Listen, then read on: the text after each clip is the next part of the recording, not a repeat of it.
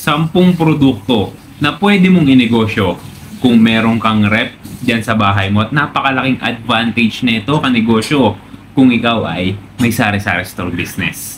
Number 1 nga dyan kanegosyo, syempre, dapat meron kang frozen foods. Okay, mag-offer ka ng mga frozen foods dyan sa mga kapitbahay mo. Diyan sa nasasakupan ng area ng sari-sari store mo. Ang mga po pwede mo itinda ka negosyo is syempre, hindi mawawala yung siomai.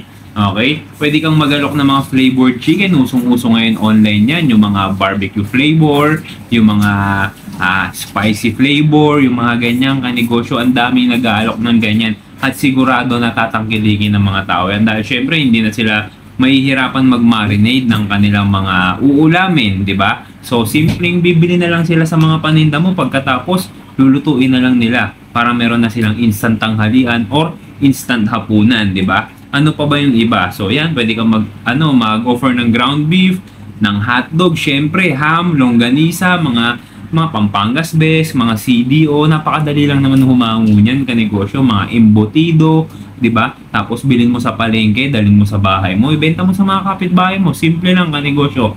Pwede ka nang kumita gamit yung refrigerator mo, 'di ba? So, yung mga lumpia, yung mga sa David's Tea House, mga nag-o-offer sila ng mga ganyan na po pwede mong ibenta yung kanegosyo, 'di ba? So, yung number 2 natin kanegosyo, syempre, kung meron kang mga frozen foods, dapat magalo ka rin ng mga gulay.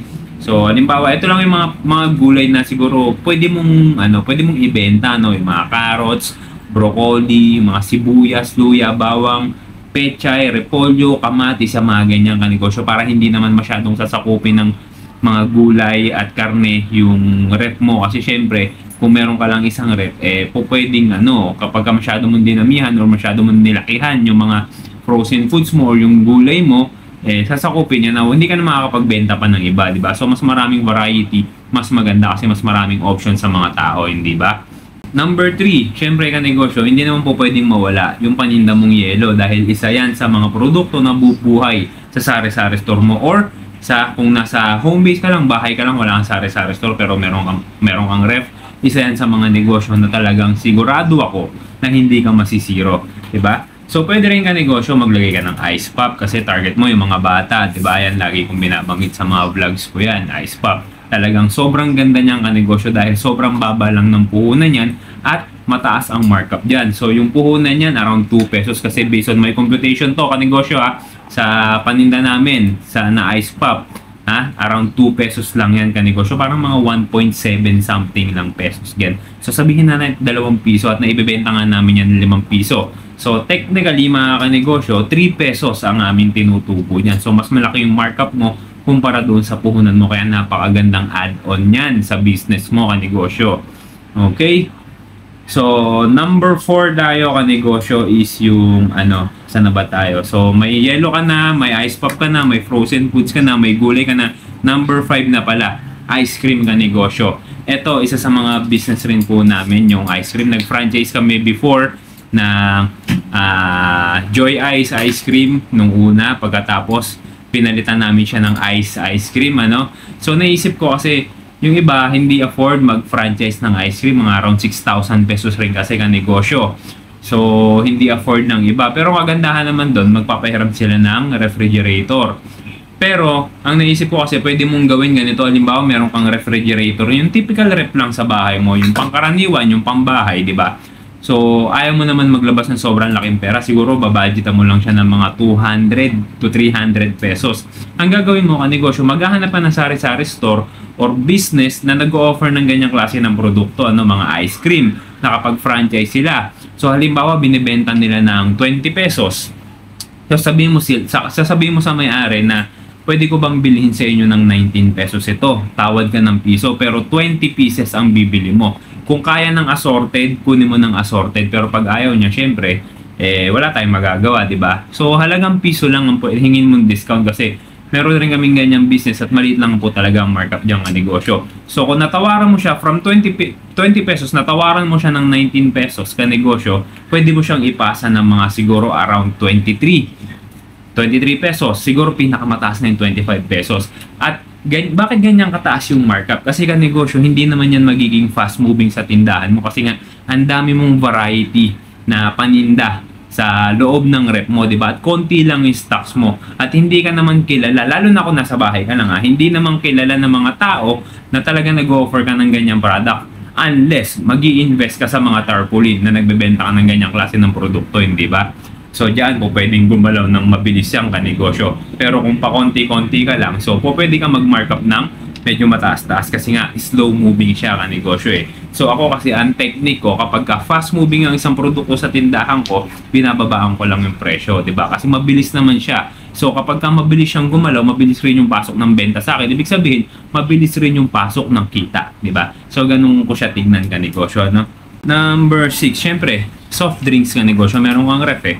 So, hindi mo naman pwede palagpasin na wala kang panindang soft drinks, di ba? So, 7 natin, syempre kung may soft drinks ka, dapat meron kang alcoholic drinks katulad ng beer, mga ganyan, di ba? Para meron ka rin parokyano sa mga tanghali, yung mga gustong magpalamig, soft drinks, pagdating naman sa gabi, yung mga manginginom mong kapitbahay. Uy, pare, meron akong tindang beer dito ha, baka kasi sakali na magkaroon ng okasyon sa inyo, magkaroon ng inuman dyan sa inyo, at least, di ba, kung sakaling wala doon sa malapit na sari-sari store sa atin, alam mo, sa katatakbo dito sa bahay ko, nagbebenta rin ako ng mga beer na ganyan, di ba?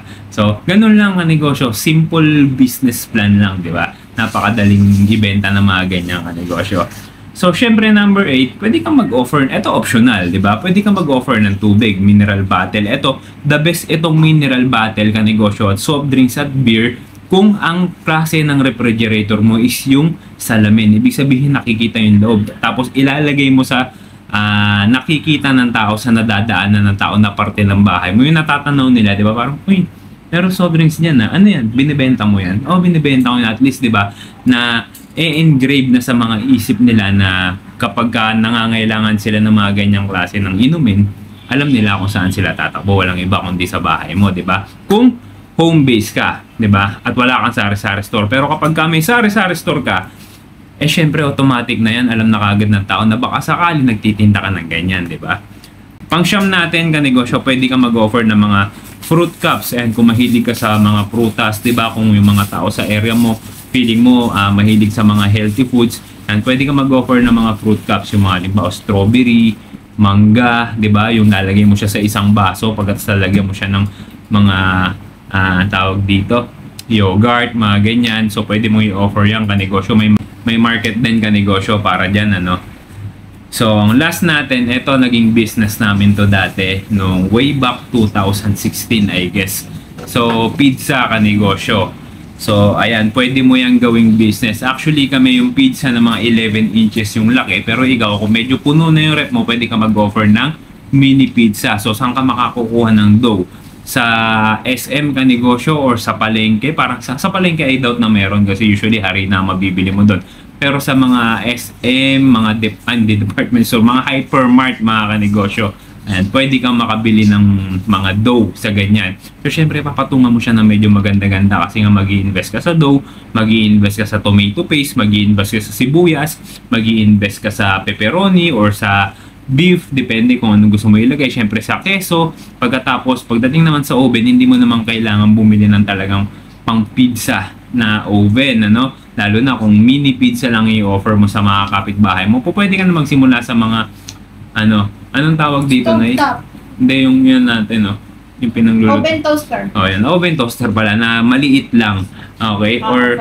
Or pwede ka air fryer. Yan, umuubra rin yan. Or kung walang-wala talaga, pwede naman sa kawali mo, di ba?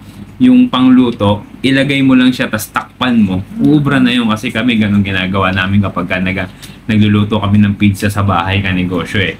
So ayan na naging business namin way back I guess 2016 at naging okay naman siya, nag-click naman siya ka negosyo pero hindi nga lang siya naging ganun kalakas. And I guess kung madadagdagan pa namin yung mga paninda namin baka until now buhay pa yung pizza business namin, ano.